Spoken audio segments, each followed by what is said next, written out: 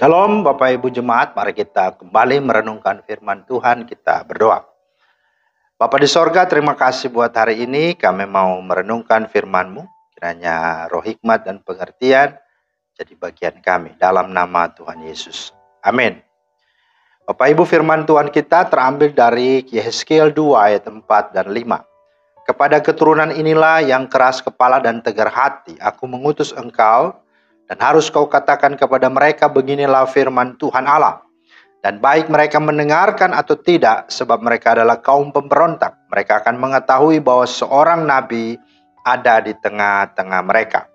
Itulah firman Tuhan yang menjadi dasar renungan kita pada hari ini. Tema kita hari ini, kata Tuhan, lakukanlah sudah. Bapak Ibu, Yehezkiel adalah seorang manusia terbatas dan bahkan berdosa, seperti pada manusia umumnya.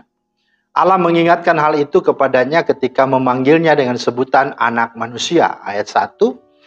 Dan dikatakan firman-Nya kepada Yehezkiel, hai anak manusia, bangunlah dan berdiri karena aku hendak berbicara dengan engkau. Nah, kata anak manusia disebutkan sebanyak 4 kali. Kemudian di dalam ayat 2, Allah yang memanggilnya sanggup memperlengkapi hamba-Nya dengan roh-Nya. Ia memberi kekuatan dan semangat.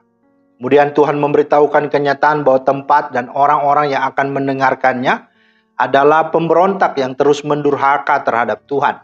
Mereka keras kepala dan tegar hati atau tegar tengkuk. Mungkin akan mendengarkan Yehezkiel, mungkin juga tidak. Pasal 3, ayat 3-5. Yehezkiel tidak boleh takut dan gentar terhadap ancaman yang mereka berikan. Ia harus menunjukkan kehadirannya di tengah-tengah umat sebagai utusan Tuhan yang menyampaikan kebenaran firman-Nya, ayat 6-7. Nah, Tuhan meminta Yehezkiel terlebih dahulu menerima bagian firman yang akan disampaikannya dan menikmatinya. Meskipun firman itu berisi hukuman dan berbagai ratapan kesedihan, ketika diterima sebagai kehendak Tuhan, maka akan terasa indah dan manis karena adanya kasih dan ketundukan kepada Allah. Dalam ayat 8-10, pasal 3, 1-3. Nah, Bapak Ibu Saudara yang dikasihi Tuhan, dari kebenaran firman Tuhan ini ada beberapa pelajaran penting yang menjadi berkat rohani bagi kita. Yang pertama, bahwa Tuhan memanggil seseorang untuk dipakainya bukanlah orang yang mampu, yang hebat dan pintar, melainkan mereka yang tidak ada apa-apanya di hadapan Tuhan, yang lemah, yang rapuh dan tak berdaya. Karena dengan demikian Tuhan yang akan memampukannya. Dia akan memampukannya dengan kuasanya dan memberi kecakapan oleh Roh Kudus-Nya. Karena dengan mereka sadar demikian atau bersikap demikian, mereka tidak akan menjadi orang yang sombong. Mereka tahu dan sadar kalau hidup mereka hanya ada karena kemurahan Tuhan. Dan karena itu mereka juga akan selalu hidup bergantung sepenuhnya kepada Tuhan. Nah, kata Paulus dalam 2 Korintus 12 berkata, justru dalam kelemahanlah aku kuat.